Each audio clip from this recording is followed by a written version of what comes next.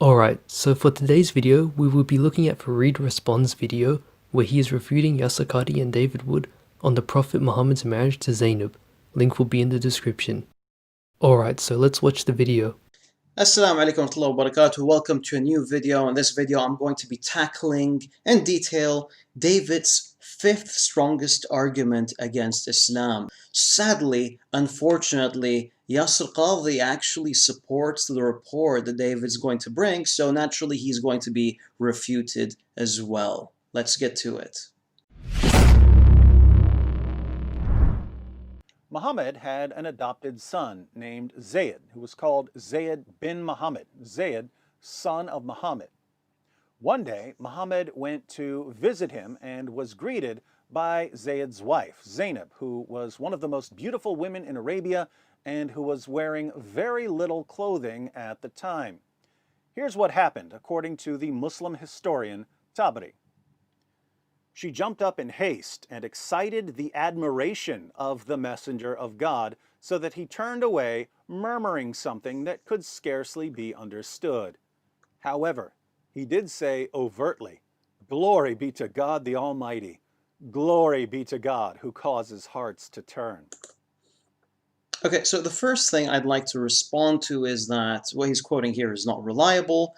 If we go back to the previous pages, we can see here he's actually quoting a report that's being narrated by Abdullah bin Amr al-Aslami, who is a weak narrator. Now, referring to him as a weak narrator is quite an understatement. If you actually go back to his biography in books like Tahdhib al-Tahdhib, Mizan al-I'tidal, you'll find that he's not just like a weak narrator, but he's a very, very weak narrator. He's been criticized by many scholars of hadith. The second issue with the chain is that it's also narrated by Muhammad bin Yahya bin Habban, who is a late tabi'i, meaning this report is disconnected. He did not witness the event. He's a late narrator in that sense. However, in my opinion, the biggest issue with the hadith is that it's reported by Muhammad bin Umar al-Waqidi. Muhammad bin Umar al-Waqidi is actually a fabricator of hadiths. He's been condemned as a liar by many major hadith scholars, including Ali bin Madini, Ishaq bin Rahawayh, al-Nasa'i, and Abu Hatim al-Razi. So in short, the hadith includes a very weak narrator, is disconnected, and also includes a liar. Now, I actually agree with Farid on this point that this account of the story could be unreliable. As from my research, I found that Imam al-Tabari was a historian and that his Tafsir al-Tabari is a collection of manner of all quotes that he heard from any person in relation to Quran ayahs, no matter if they were right or wrong. Zaynab had found out that Muhammad was attracted to her, and seeing the opportunity to move up in the world, she began despising her husband. Okay, so this isn't even in the report, but it's just an embellishment that David Wood is putting in here to spice things up. Zayd, wanting to give his adopted father and prophet whatever he desired, divorced his wife, and Muhammad married her. Not surprisingly, people started complaining. What sort of man marries a woman who's been having sex with his own adopted son? How did Muhammad respond to the criticism? He started receiving revelations to justify the marriage. Allah revealed Surah 33, verses 4 to 5, abolishing adoption in Islam. Nope, this is incorrect. Surah 33, verses 4 and 5 were revealed before this. Adoption was already abolished. David claiming that it was abolished due to this incident is incorrect. But in the Quran, we have Allah's explanation. Allah says to Muhammad, "We gave her to you as a wife so that there should be no difficulty for the believers in respect of the wives of their adopted sons when they have accomplished their want of them." So Allah gave Zaynab to Muhammad so that other Muslim men would know that it's okay to marry the divorced wives of their adopted sons. Three quick problems with Allah's explanation. One, how many men really struggle with whether or not they should be marrying the divorced wives of their own adopted sons? Apart from Muhammad, I've never heard of anyone who needed divine guidance on this issue. Actually, divine guidance seems to be quite necessary here. And the reason is because, according to the Meccan pagans, it actually was taboo. Now, biblically, it isn't taboo. Hold on, what did Farid just say? Now, biblically, it isn't taboo. Farid, why are you lying about the Bible, saying that it isn't biblically taboo to marry your adopted son's ex-wife? Why are you being like other Muslim apologists, lying about the Bible? Now I'll get Farid busted by going to Leviticus chapter 18 verse 15. It says, "Do not have sexual relations with your daughter-in-law. She is your son's wife. Do not have relations with her." And in Leviticus chapter 20 verse 12 it says, "And if a man has sexual relations with his daughter-in-law, both of them are to be put to death. What they have done is a perversion. Their blood will be on their own heads." So from these two verses alone, it is clear that having relations with your daughter-in-law is forbidden in the Bible. So Farid, you just got busted. Anyway, from this you can see that it has been a taboo to marry and have relations with your adopted son's ex-wife since the time of the Jews, to the time of the pagans of Mecca, and even in today's society. This showing that marrying the ex-wives of your adopted sons has been a taboo for thousands of years and still is to this day. This taboo makes perfect sense because people know that marrying the ex-wives of your own adopted sons is the equivalent to incest. This is because when you adopt a child, that person is treated exactly like a child through blood. There is no discrimination against them in any regard.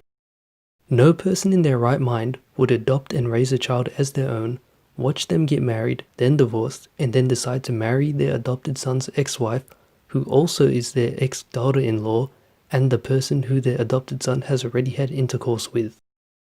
Actually, divine guidance seems to be quite necessary here. And the reason is because, according to the Meccan pagans, it actually was taboo.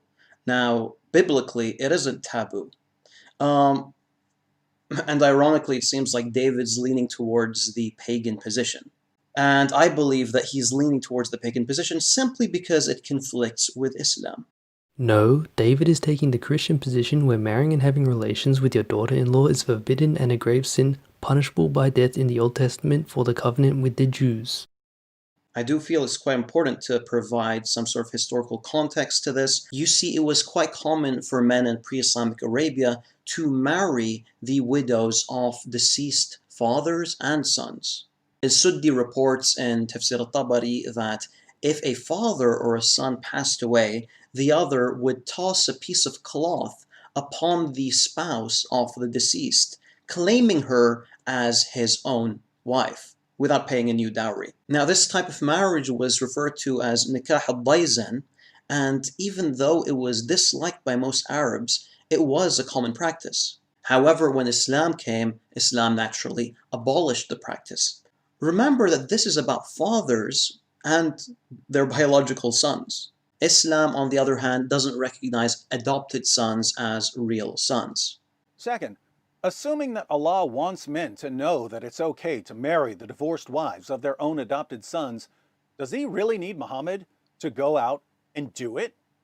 Wouldn't it be enough for Allah to say in the Quran, "Hey guys, in case you're wondering, yes, it's perfectly acceptable in Islam to start lusting after your adopted son's wives until your adopted sons divorce them and then you can marry them"? Is this such an incredibly important issue that Allah not only had to reveal a Quran verse about it, but also needed Muhammad to break up a marriage and show us how it's done? Okay, so as I've established earlier in the video, the Prophet ﷺ did not lust after Zaynab, and 2, he didn't break up the marriage, and 3, the hadith is a fabrication in the first place. Now, I'd like to direct you to some comments made by renowned Orientalist Montgomery Watt in regards to the matter. He says, "It's not too much to say that Muhammad's marriages had a political aspect. There's a strong presumption that in the case of Zaynab bint Jahsh, Muhammad was not carried away by passion, but was looking at the political implications of the match. Check out the footnote here. Footnote number 3 is quite an interesting point as well. If Muhammad had merely wanted to marry Zaynab, he could have made this a khalisa, special privilege for himself. Since he made it a general rule, other points must be involved." Watt also says, despite the stories, then, it is unlikely that he was swept off his feet by the physical attractiveness of Zaynab. The other wives are said to have feared her beauty, but her age when she married Muhammad was 35 or perhaps 38, which is fairly advanced for an Arab woman. Now, I'd like to point out how absurd the story really is. You see, Zaynab is a prophet's cousin, sallallahu alaihi wasallam, which means that he had seen her before. All right, he had seen her before the verses of hijab were revealed. He had seen her before hijab was made mandatory. He actually hooked her up with Zayd bin Haritha. He is the reason they got married in the first place. So this idea that he saw her at Zayd's house and fell in love with her doesn't make any sense. Third, Allah abolished adoption in Surah 33, verses 4 to 5. Muslims are still free to take care of orphans, but they don't adopt them into their families. So if there's no more adoption in Islam, why in the name of common sense is Allah telling Muhammad that he has to marry Zaynab so that other Muslim men will know that it's okay to marry the divorced wives of their adopted sons? There aren't going to be any more adopted sons, so the situation isn't going to exist for Muslims. Why would Allah tell Muhammad to do something in order to set an example for other Muslims facing the same problem when there aren't going to be any other Muslims facing the same problem? Now, when I was looking at the Muslim arguments defending the marriage of Muhammad to Zaynab and the arguments against the marriage, I found Muslims were able to refute almost everything apart from the Quran's justification for why Muhammad married Zaynab. So let's see how Farid responds to David's question. That's actually a good question, David, and I can think of two reasons off the top of my head. The first reason is society was hesitating because this was a taboo, right? So when Rasulullah ﷺ actually married Zaynab, that ended that taboo. Alright, so I know that Farid said he thought of two reasons from the top of his head, so he hasn't thought critically about them, but the reason society was hesitating to marry ex-wives of their own adopted sons is because they know it's wrong. No one thinking clearly would marry their adopted son's ex-wife, as it is the equivalent to marrying your ex-daughter-in-law, because during the period before adoption got abolished, they would have treated their son's wife as a daughter-in-law, so of course society would hesitate. Secondly, there are millions of non-Muslims with adopted sons in the world. I think like 5 million in the United States alone. Now, if someone wanted to convert to Islam and he had an adopted son, then this would be guidance for him. And this applies to you as well, David. If you were to one day convert to Islam, you would need that spiritual guidance to better understand the relationship between you and your emotionally challenged adopted son. Ridvan. So for Farid's second reason, he says that there are millions of non-Muslims with adopted sons in the world that may convert to Islam. Therefore, this would be guidance for them. But let's actually analyze this situation and see how it would play out in a realistic situation. So for a common example of adoption, let's say a couple in America adopted a 3-year-old son from another country. They loved the child as their own and raised the child in the same way they would raise their own kids. The child now has the father's last name, he has been integrated into the family and now has a share in their inheritance. Now the child grows up and has a loving relationship with his parents. Eventually he gets married, but unfortunately the marriage does not work out. Shortly after the divorce, the parents convert to Islam. Now what father in a circumstance like this would want to marry his adopted son's ex-wife? He just raised him for almost his entire life and treated him as his own son. He would therefore respect him and not marry his ex-wife, as that's a man's moral code. The act of marrying your adopted son's ex-wife could be compared to marrying the ex-wife of your best friend who you have had a lifelong friendship with. You would never take your best friend's ex-wife and marry her out of respect for him. This shows that the Quran's reasoning as to why Muhammad married Zaynab is not very applicable to real-life situations, because no father who loves his adopted son would marry his adopted son's ex-wife out of respect for him and common sense. Now, here are some extra notes on the impact that the parents converting to Islam would have on the family.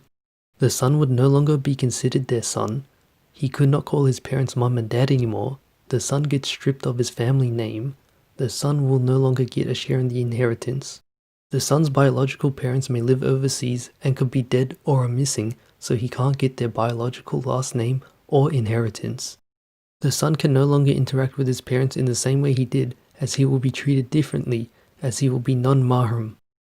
The mother will now have to wear a hijab when she is around the son.